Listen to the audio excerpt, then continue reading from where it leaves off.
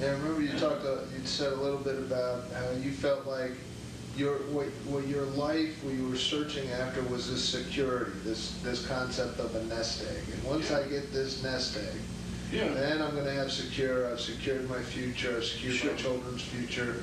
Sure. But as a result of this experience in Mozambique and the resulting work you had in feeding starving children, that nest egg went pretty quickly. What happened next? What happened next as far as your answer to what you went through in Mozambique? What did you do? What did you begin? How did it start? You know, I came straight back. And you know, and... By the way, the guy with the plane did eventually come back? He came back 10 days later. 10 days later? Now you also got to understand, there's no communications. Yeah. I couldn't phone my wife. There were no mobile phones working. So you're in a small plane, he lands, he says, mate, I gotta go get some fuel, I'll be right back. Comes back 10 days. 10 days later. I can't phone my wife, there's no landlines. So she's expecting me to be gone 4 days maximum. Wow. I was away in total 14 days. Wow. Okay. She was watching the news to see if maybe they're reporting an international incident, a plane crash, or something like that. Sure. Because she was convinced something had happened.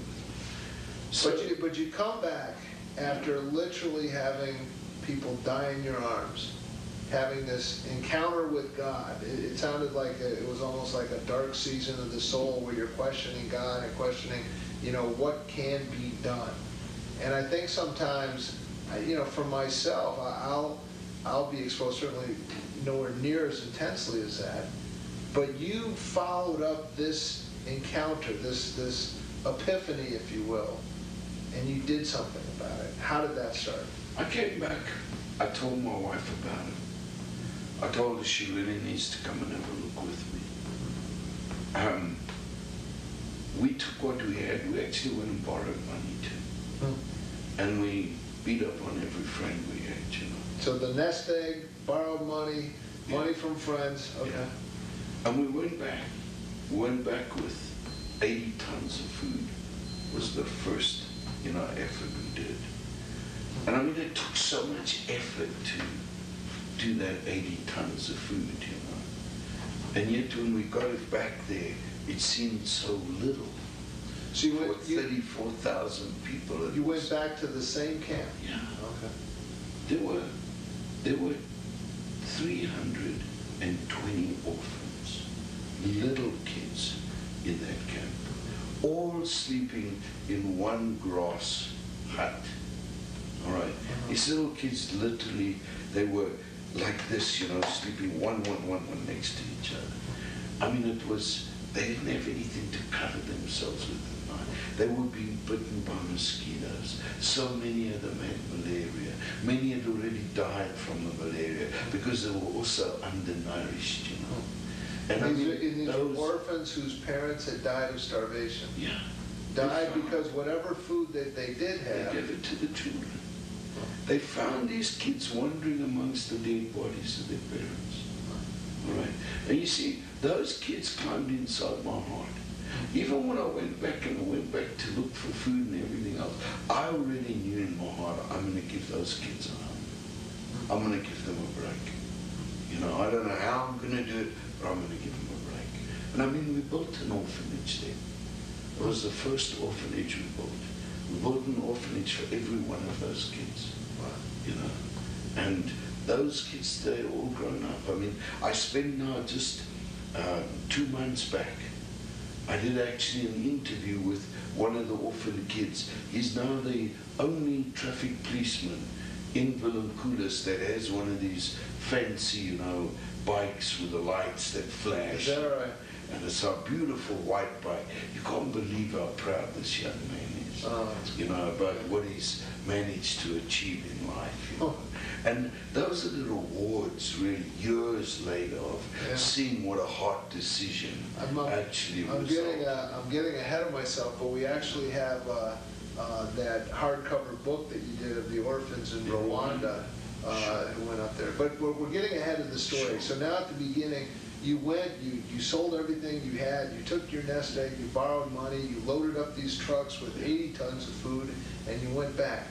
How did, from that beginning, bring us to what joint aid management is today, where you have a feeding program, again, that feeds 429,000 of these kids, comparable to those kids you first met in Mozambique.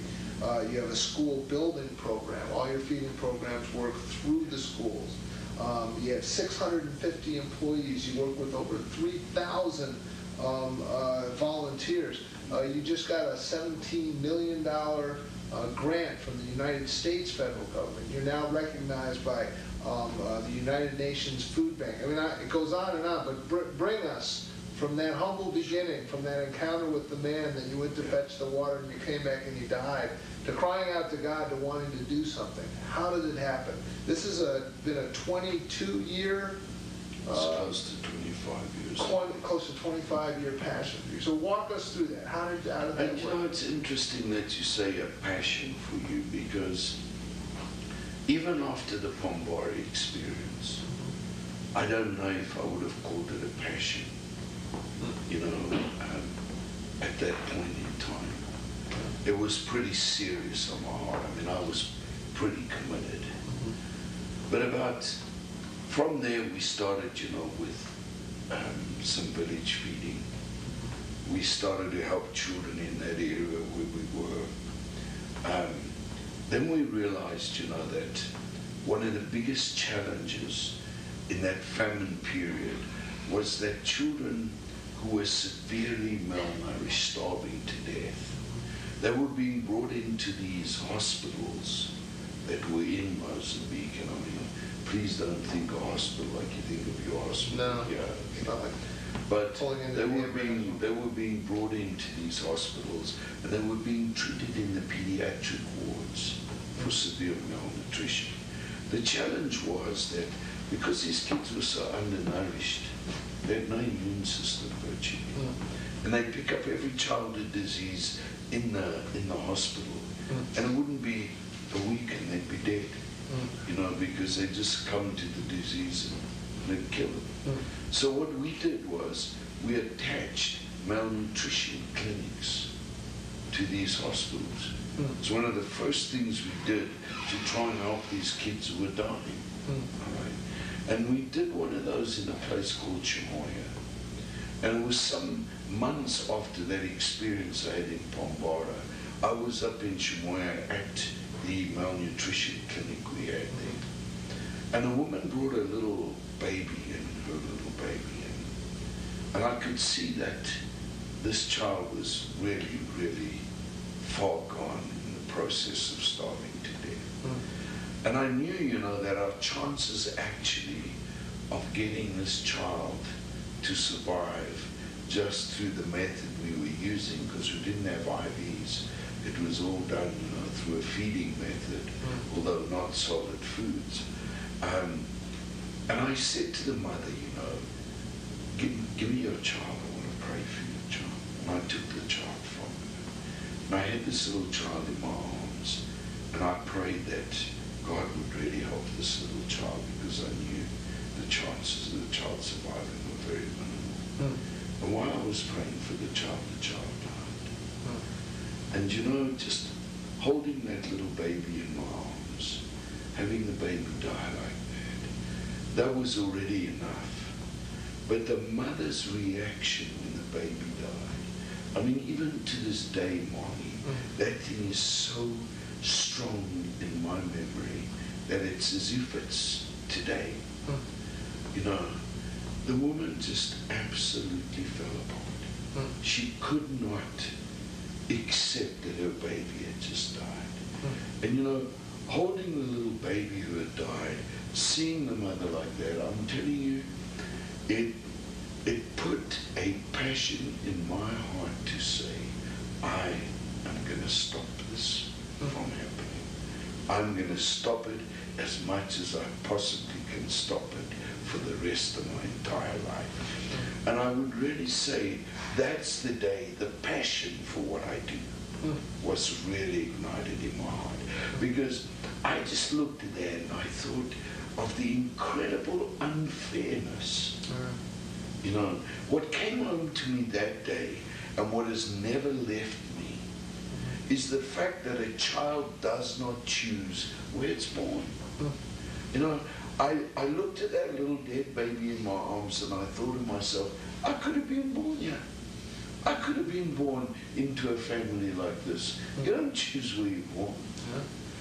You know, and suddenly I thought how wonderful it is to actually be born into a home where your parents can care for you, where they can even provide food for you and the bare necessities. This poor little child who had just died never had that privilege. All right. And I mean, it came like a driven passion in my heart. I'm going to change this. And I mean, that thing has driven Ann and I ever since. You say, how did we get from there to today? I think possibly, you know, the old African saying of how to eat an elephant one bite at a time. It's maybe the best way to explain it, one step at a time. Okay. I think knowing a little bit about you, because I've been impressed with how you've gone about this whole chapter of your life, you know, feeding of the children. I think a little bit the same dynamics that you took when you decided to go into the tobacco farming, and you went and you talked to the other farmers and got the best practice to see how people are doing it, and problem solve and take your analytical, practical brain and apply it to the situation. I've had the privilege of seeing Peter and Ann's headquarters in Johannesburg. As many institutions there, it's surrounded by a wall, and they have a sort of a campus there. Some of the things that they'll do as far as their feeding programs is they've taken Army surplus trucks, 3-ton, 5-ton, what was the biggest one you said? 11 tons. 11-ton trucks. And these were trucks that were manufactured for use by the South African government and their military, and they're sold as surplus. They're interesting trucks because they have that sort of V chassis for landmines that they might run over and so forth. But Peter and his group, Joint Aid Management, has taken these trucks and reconfigured them for food distribution. Because as I've come to understand, and you obviously would know much better, oftentimes in Africa and in these areas where there is a chronic starvation problem, it's more often a distribution and a political problem, not necessarily the just basic availability of food.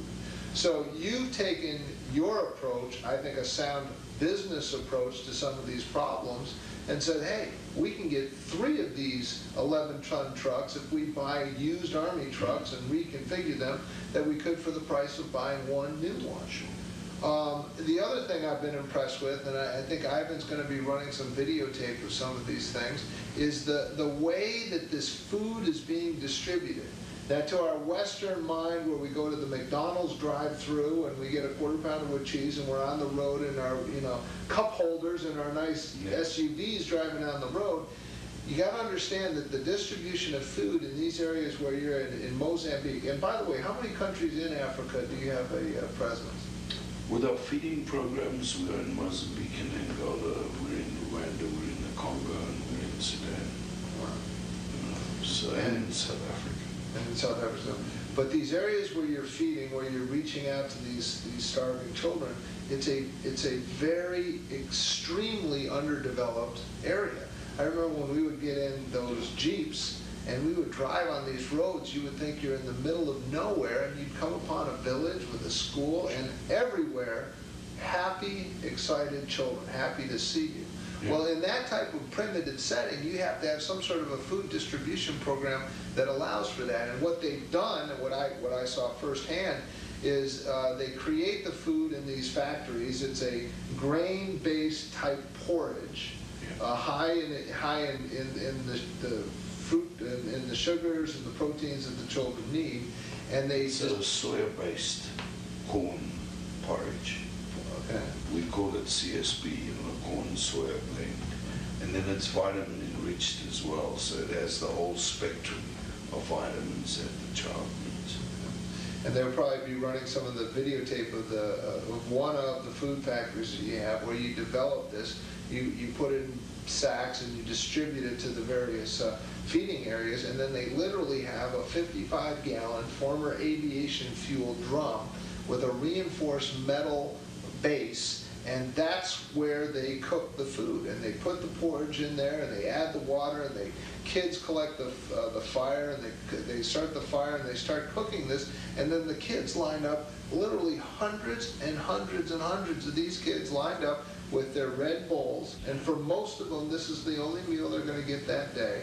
And Peter is very clever in the sense that when they have someone like myself that comes over, they have them be part of the feeding program. So you literally ladle out this porridge for each of these African kids that are so happy to see it, so happy to have this opportunity. And by the 701st, 702nd, 703rd child that you're feeding, it begins to dawn on you that they're onto something. Yeah. That what they're doing is efficiently getting food into the stomachs of students. And it's not just the children, it's not just the food, but you also have the school building program. Talk a little bit about that. Talk a little bit about what it means to develop the next generation of Africans as well. Well, you know, our approach to the whole feeding scenario has never been a handout approach. You know, we want to develop or help to develop Africa. We're Africans ourselves, and our slogan is helping Africa to develop itself. And part of that, I mean, I strongly believe that without education, you are never going to have development. People have to be educated. It's the problem that we had in Africa for so long. You know, the colonials came to Africa.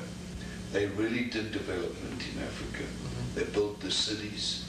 They developed networks, you know, the infrastructure, developed the roadworks, very good, you know, networks, developed the mines, brought in industry, you know, really developed the economy of those countries. But the one thing they never did was to develop the people. So they actually held the people back because they wanted them to do the menial jobs. They brought colonial people in to do the higher jobs. And I mean, in actual fact, what they were doing was they were coming and raping the land. They were taking the best of the resources and everything else, but never developing the people themselves. And then they wanted to have a ready, somewhat uneducated workforce to work in the mines and work in some of these industries, not necessarily to develop and eventually run the country. Well, that's the truth. I mean, a lot of these countries, there were virtually none of the local people had been to university, you know. So they didn't develop the human resource. They just developed all the other resources which they could profit from. And then in the late 60s and early 70s, it now became politically correct, you know, to withdraw and hand these countries over and grant independence, as they said. You know, but it's interesting that in that movie Blood Diamond, I thought of the one scene where there are two African men walking down the road, and the one African man says to the other one, "Boy, I hope they don't find oil in our country, because if they do, then the colonialists are going to come in and you know, suck out all the oil. You know, better not." But anyway, sorry, go ahead. We know, I mean, that's history of Africa. Yeah. So when they then withdrew, they left behind them an absolute vacuum. I mean, people sometimes wonder why Africa has done so poorly, you know, over the last 30 years. Why, with all the natural resource that we have, that we've not been able to prosper or go forward, and why we've had so many wars. Why do people keep fighting with each other? But if you understand that when the colonials withdrew, people had not been prepared to govern their countries. They'd not had the training.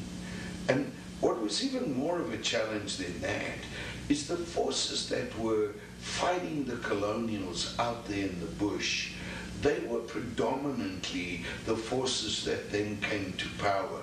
And they were not political parties, they were revolutionary groups.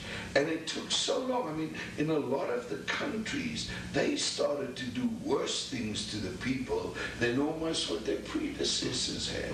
But you know, you cannot wonder at it because there was no development. And it's now taken Africa these years to begin to develop out of that phase. So, you know, democracies are beginning to really be developed. Good governance is becoming a much talked about issue in Africa now. But it's taken these years to develop through that vacuum. Really a generation or two. Or two. Yeah. You know, some of those countries, Angola, Mozambique, they were at war for nearly 30 years. There were literally two generations who grew up knowing nothing else but war. Firstly, you know, the insurgent forces fighting the colonials. Then the colonials left. Then they became the government. Then civil war began, and groups within the country began to fight the government. So 30 years, two generations who knew nothing but war and poverty. Now, to break that cycle, to get out of that cycle, it's not that easy. And the only way you do it is through development, through education. And you see, most of the African countries now are really working so hard to try and bring education to their people, even in the rural areas. You know, so our programs have a very strong educational component. Firstly, we moved our programs from village programs. They're all in the schools now. So instead of offering an alternative to kids during school time, we now draw them to the school.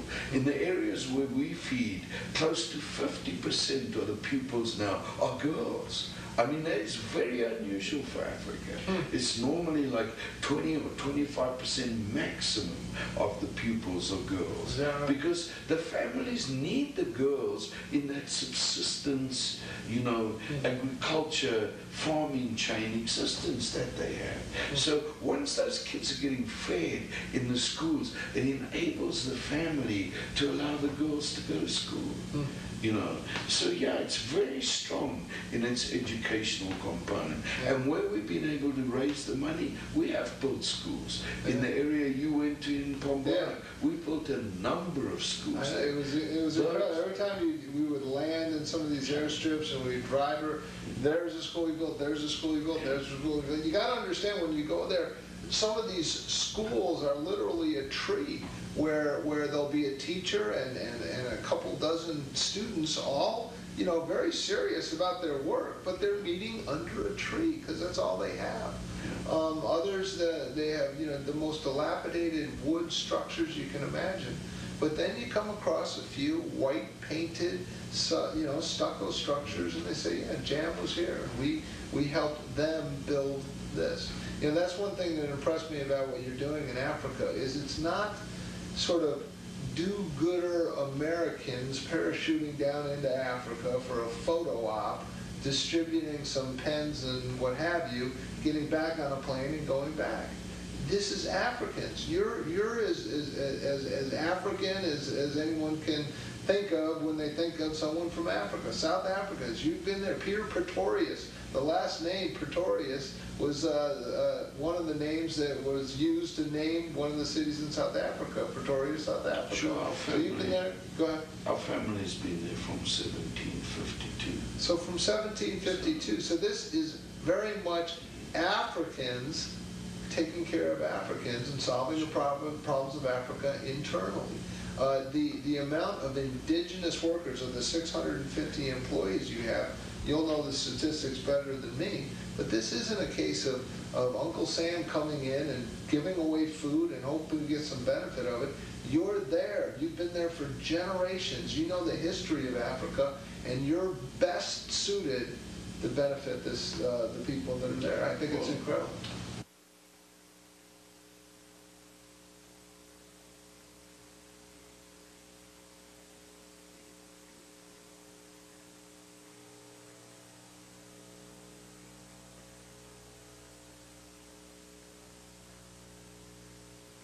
Life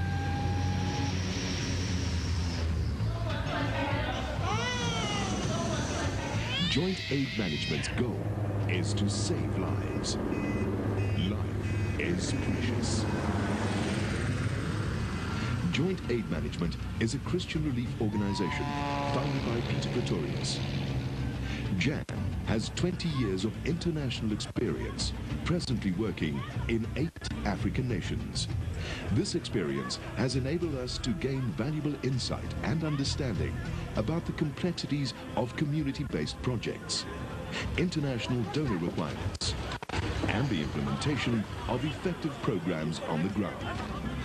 World hunger still remains the greatest challenge.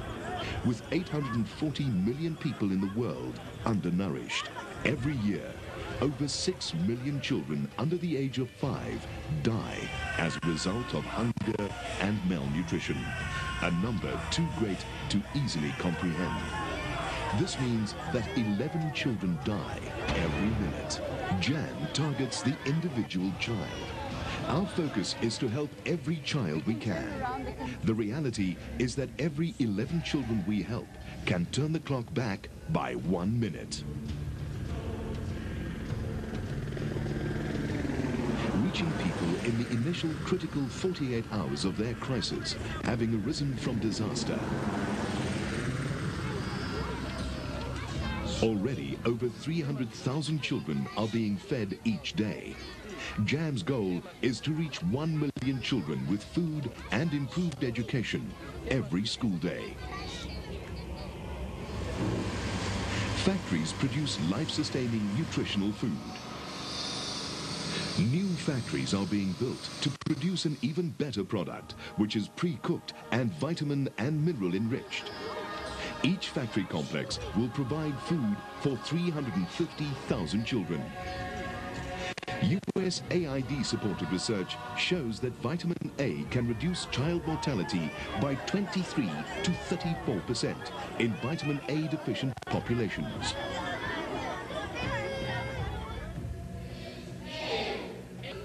JAM assists with education at their school-based feeding programs, thus ensuring that the next generation in Africa will have an opportunity for improved development. AIDS education is part of this. Orphanages and childcare centers have been established in Mozambique and Rwanda. Thousands of children have been helped in this way.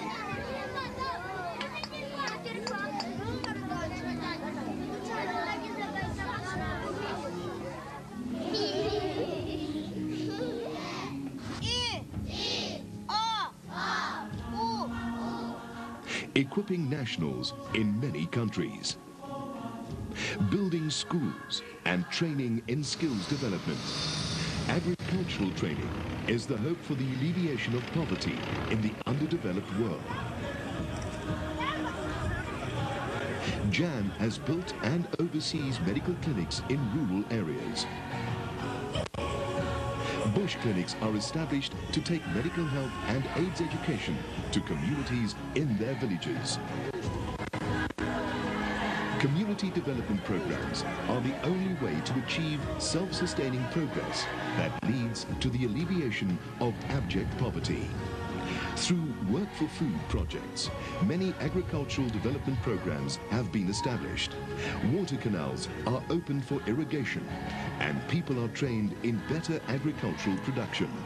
Seeds and tools programs enable local communities to develop their own seed bank by paying back a percentage of their production.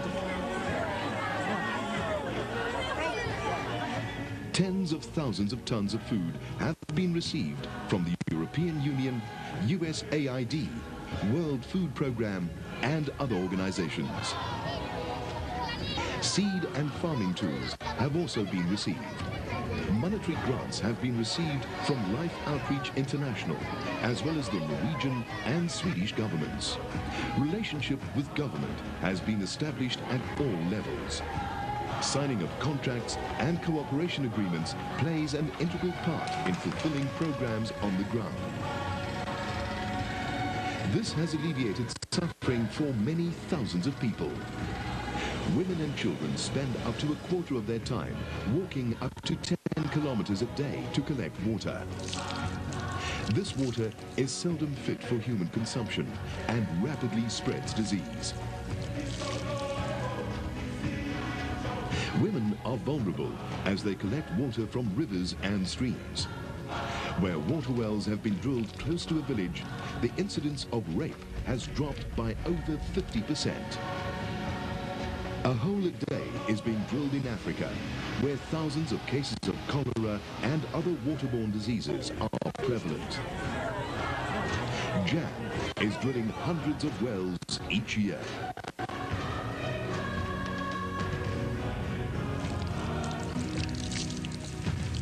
Well, the title of this show is Ideas at Work and Beyond. And I think what we've had with this opportunity to meet Peter Pretorius and hear a little bit about his ministry, Joint Aid Management, is ideas at work. And they are working. And if you have the opportunity, if there's any interest at all, please go to the website www.jamint.com, or it might be .org. We're pretty sure it's .com. And learn more about what they're doing. And I just want to thank you so much. Thank you for your friendship. Thank you for taking the time to just share a little bit about your life. And really, really appreciate it. And I hope you'll come back. Thank you. Thank you. Thanks for having me. All right.